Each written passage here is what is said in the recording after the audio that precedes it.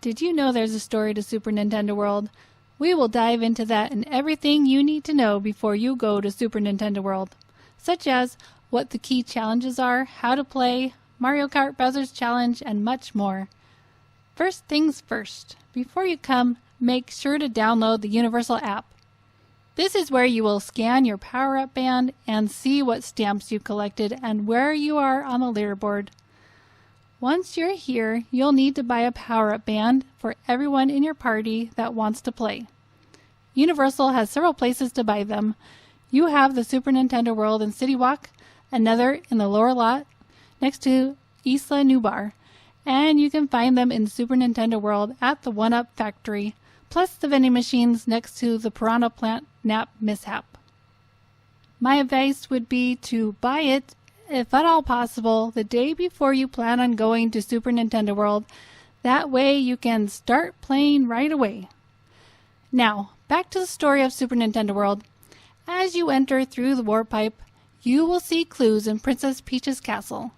The golden mushroom has been stolen. Bowser Jr. has locked it away.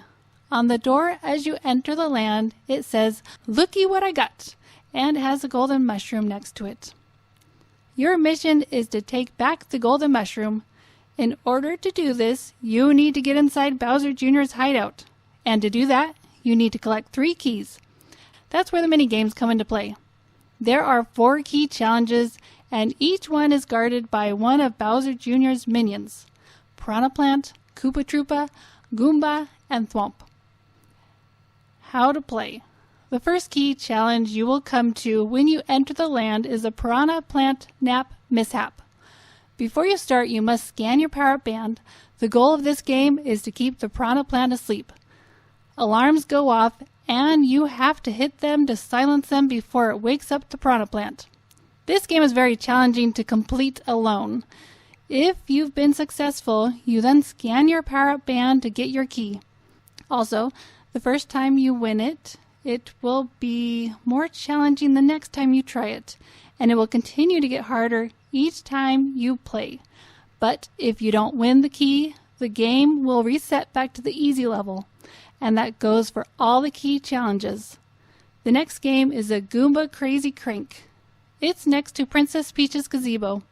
For this game, you just spin the crank around until the Goomba falls back.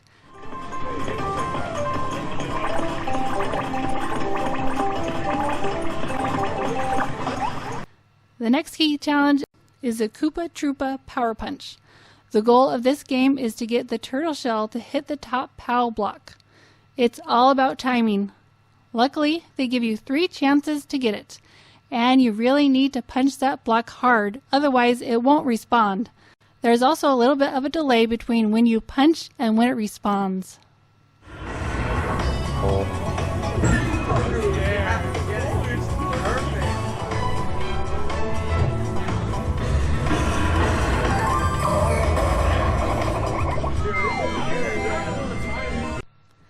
You want to hit the block when the shell is in between the wall and the pipe. The next game is Thwomp Panel Panic. This is next to the Toadstool Cafe and a little hidden since it's the only key challenge that's inside. This had the shortest line out of all the key challenges, possibly because it's inside and some might not realize it's there. For this game, you have to turn the whole panel to either yellow or blue. This is another one that can be more challenging if you are alone. If you are playing with someone, make sure you agree on one color. You can't win if one of you wants yellow and the other one wants blue. You only need 3 keys to enter Bowser Jr.'s hideout, and they don't have to be 3 keys from 3 different games. If you find one you really like, or there's a shorter line to do one, you could choose to get a key from just one of the mini games, because remember, every time you play, it gets harder. There is also another hidden key you could get. I'll talk about that later. Now that you have 3 keys, you can enter Bowser Jr.'s hideout and complete the Shadow Showdown. To get in, you scan your power-up band at the entrance and it will light up. There will be a team member outside to make sure that you know that you have 3 keys and that you can enter. Make sure when you are in here to punch Bowser Jr.'s block and scan your band on the treasure chest. You will get stamps by doing this. Inside you'll see the golden mushroom, and a team member will give you instructions and let you know when it's your turn. You'll be told a number to stand on, and you need to remember this because it's the same number you need to stand on when you are playing. Plus, they also have small cubbies to put your personal items in, and they are organized with your corresponding number. There's a little pre-show to give you instructions before you go into the Shadow Showdown. When bob-ombs are tossed at you, use your arms to swat them away. Got it? Swat bob-ombs away. When bullet bills fly toward you, duck to dodge them. Don't forget, duck to dodge bullet bills. Jump to hit a question mark and get a power-up. When you get a fire flower, swing your arms to throw fireballs. Yes! Swing your arms to throw fireballs. There's a lot of different stamps you can collect by playing, plus you can do it all over again. There's a stamp for defeating Bowser Jr. 2 and 5 times. Now, back to the hidden key I mentioned earlier. Once you've defeated Bowser Jr. in the Shadow Showdown, you can earn one more key by going upstairs to use the binoculars to find the hidden key. Super Nintendo World has one ride, Mario Kart Bowser's Challenge. It has a height requirement of 40 inches, and there's a seat to check if you'll fit. The ride uses augmented reality technology. You don't need a power-up band to ride it, but you do need it if you want to collect stamps. Each vehicle is stadium style and seats 4. Before you get to the ride, there will be a room to get the hats on. You twist the back knob until it fits properly. When you enter the ride, you scan your band on the wheel and pick up the special goggles that will connect to the hat you have on. Some might find this a little challenging at first. It takes coordination. You have to steer, aim, and shoot at the same time. The way you aim is with your head, and the wheel has buttons to shoot. I found the ride very fun and easily something I could ride over and over again. Every time I rode, my score improved. I feel like the first ride is really to give you a feel for the ride. Also, Mario Kart gets a very long line, but they do have a single rider line. If you are a party of 1 or don't mind being split up from your group, this is a great option. There are times when even the single rider gets a long line, but the wait time should be shorter than the standard line. The queue for this ride has so many great details that you need to see at least once, and unfortunately the single rider line skips all those amazing details. However, you do get some amazing views of Super Nintendo World. Reservations may be required to enter the land. It's all based on how busy it is. However, one way to guarantee you get in is to buy the early access ticket. This will let you get into the land an hour before it officially opens.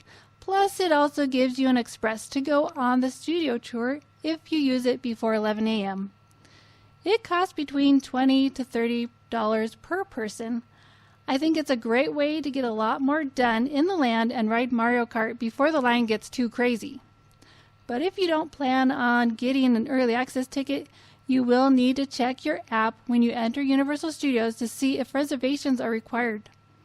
You just need to click on Reserve a Time to get a reservation. They also have kiosks outside of the Transformers ride you can use to get a reservation. However, if you find that reservations are full for the day, you can keep checking the app to see if any become available. Toadstool Cafe is a restaurant in the land. It's been a very popular option, and during super busy days it has been known to be fully booked up for the day. When it gets really busy, a team member at the entrance will hand out cards with a return time. Once it's your time to return, you just get in line, which is sometimes so long it goes out the door. If you do have a reservation card, it can be used to get back into Super Nintendo World if you leave and want to come back later. The restaurant serves hamburgers, pasta, soup, and dessert, plus a very delicious Superstar lemon squash. It was one of my favorite things I tried. The One-Up Factory is where you will find Super Nintendo merchandise. They have shirts, plushies, popcorn buckets, plus so much more. This is also where you exit Mario Kart Bowser's Challenge. It can get very crowded because of that. Off to the side of the 1-Up Factory, you'll find the leaderboards, so you can check on your score. You can also use your phone on the app. It will tell you what your score is and what stamps you have collected. Also, make sure you look for all the hidden 8-bit characters scattered throughout the land. There are 4. And here's where to find them. Princess Peach is inside her castle where all the question blocks are. It's off to the side of the entrance to the land.